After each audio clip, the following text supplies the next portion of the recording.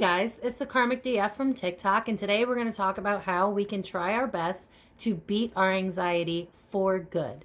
And what we're going to go over is radical acceptance. That is a practice used by Buddhists that help you stay in the present, to help you be more mindful so that you can control those impulsive feelings. In society, it's seen as a weakness to feel your feelings. We have a structure that is designed for us to evolve through school, get to work, get a job, and just powerhouse your way through life. And then maybe you'll retire when you're like 65, or I think they raised it to 72 in my state. But we don't have to live with anxiety anymore. We don't have to let this control our bodies. The problem is, in the culture that we live in America, they don't promote mental health. They don't promote a real, true healing. What they promote is things that you can buy, things that will make you better. But in reality, they just kind of push down the symptoms, which is why you could be on multiple medicines. For instance, I used to be on 7 different pills a day to control my anxiety and depression, instead of what we should be doing, which is looking inward and figuring out where these triggers are coming from. When you try to do radical acceptance, what you have to do is be present, and that means be present even in the hard situations, because that's where you're going to get the most relief. It's going to hurt at first. For instance, say that you have a problem with social anxiety, right? And you go out because you want to, because we are social creatures, and you're overwhelmed because you haven't been in a crowd of people before. Radical acceptance is being very mindful of what's going on inside of your body and not judging. Don't judge it. Don't assume that it's going to get worse and panic. Be with yourself for a minute. Feel the feelings that you are feeling until your body starts to realize, oh, hey, this is a program from the past. I'm trying to protect myself from something that is currently not even happening. A lot of the issues that we may come to when experiencing radical acceptance is that we are not used to compassion, and that is an integral part of being of the Buddhists, of radical acceptance. We have to be comfortable with our feelings and know that everybody has insecurities, right? Everybody has fears. Everybody has some worries and stress in our life.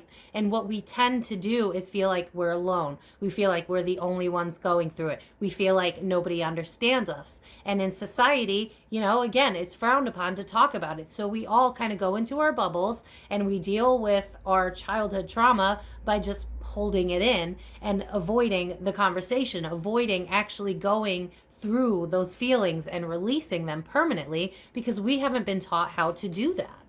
You may have had narcissistic parents, you may have had toxic parents, you may have just had parents that were emotionally unavailable. But these things, they create your reality. They create the foundation for relationships that you have in the future with other people. Your parents start your reality, because those first 7 years of your life, you're living in pure ego. So the world around you is your reality. The problem is, if you're not in a healthy reality, that reality or that version that you're used to will continue throughout adulthood, because as you're developing, you're learning the skills that you need in that environment. So if you need to protect yourself more, if you need to silence your voice more because you have parents that silenced you instead of actually hearing you and having that compassion for you, a lot of us are not used to this because it's generational trauma.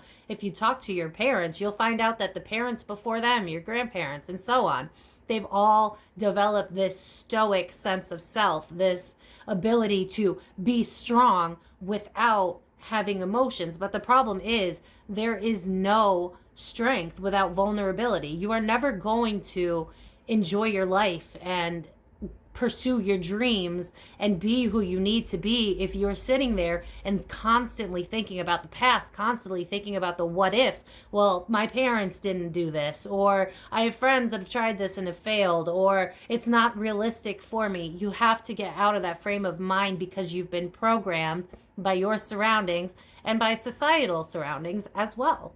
So in order to beat anxiety, you practically have to get rid of everything you've ever learned. I mean, there's obviously some things that we've learned that's useful if you've gone to therapy and stuff like that. Everything that we've learned is useful if it has been educational. But to truly be free from these limiting beliefs that are stored in your chakras, stored in your body, you have to change your mind. You have to change the subconscious program that you've set up for yourself that tells you that things aren't safe, that you're not worthy, that things aren't possible. These are not real truths. These are truths that have been fed to you that aren't actually truths that people have said to you throughout your entire life that you have held on to. And with radical acceptance, what you do is you feel, you truly feel. So when you have those issues where it's like, oh, today, I am tired and I don't feel like getting anything done, and then you're starting to feel bad about yourself. In radical acceptance, it's about accepting who you are, accepting what you need, accepting every single moment as it is, and understanding that this will lead you to where you need to be. We are often so focused on what we need to achieve, where we need to be, that we don't enjoy our present moment because we're constantly trying to strive for better. And again, that's what society has programmed into us, right? Climb the ladder so that you can get higher up into whatever field and stuff like that. So we work hard and we try. But the problem is, we do not have our feelings, we're not using them, like they're not connected. We're stuffing things down, trying to be okay and trying to prosper in more of a masculine approach. And the problem is, we all have a masculine and a feminine side, and we have to embrace both of them. And again, society, not a fan, because if you have feelings and if you're sad and if you're going through stuff, they want you to go to work. They want you to be stronger. They want you, but you have to get rid of that programming. You have to do that for yourself.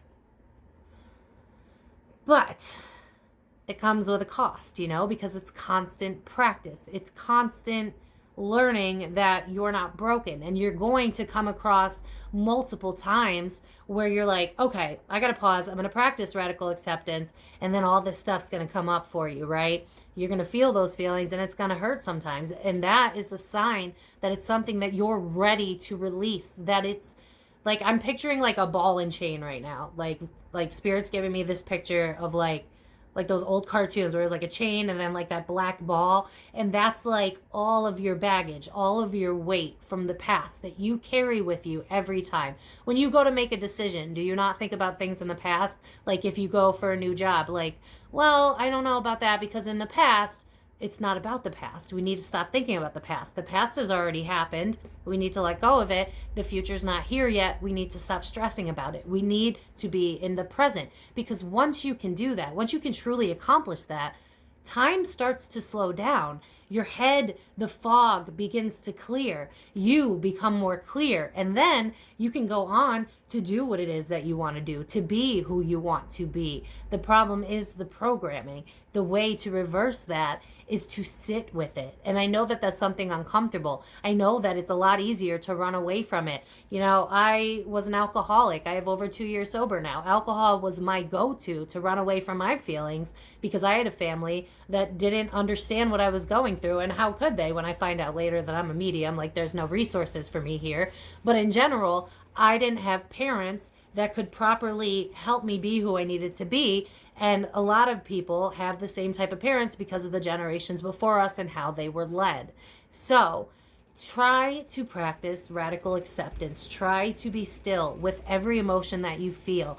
When you come across someone who upsets you greatly, you're immediately triggered.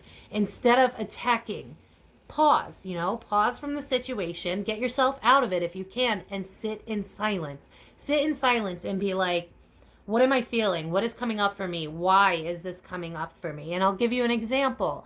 I really hate when people bother me when I have set into my mind that I'm going to be left alone for the day. When I have this feeling or need that I need to be alone because I'm an empath and I need a lot of alone time, I get extremely triggered when someone will call me, when someone will video call me, when someone will, try and get into my space, but they don't even know that I've put that out there for myself. They don't know that that's what I wanted for that day, but it's a trigger for me because in the past, I did not have parents, I did not have relationships that respected and understood boundaries or respected and understood my need for a lot of downtime, a lot of time to reach the people that struggle with anxiety, tend to be people pleasers, tend to want to give more than they take, tend to want to be the good person, the support system, the provider, but they forget themselves. We never think to put ourselves first.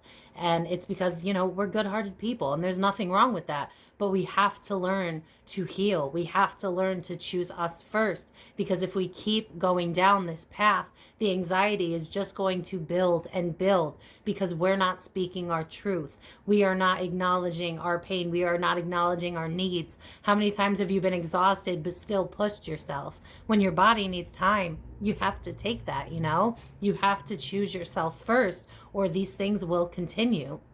So to kind of summarize this, practice radical acceptance every day. Practice it anytime that you're triggered. I don't have it that much anymore, but I wrote RA on my hand the other day so that I could remind myself, hey, every time you're triggered, stop, breathe, figure out where this is coming from. Because once you start realizing where it's coming from, that's the moment that you can release it. Because more often than not, when you're triggered, when you're in a fight, when something's happening, the real angry feelings, the very vicious stuff that comes out of you comes from inner pain, comes from deep stuff that you have not worked on yet, that you've suppressed, that you said was okay and pushed down because it's too hard to deal with.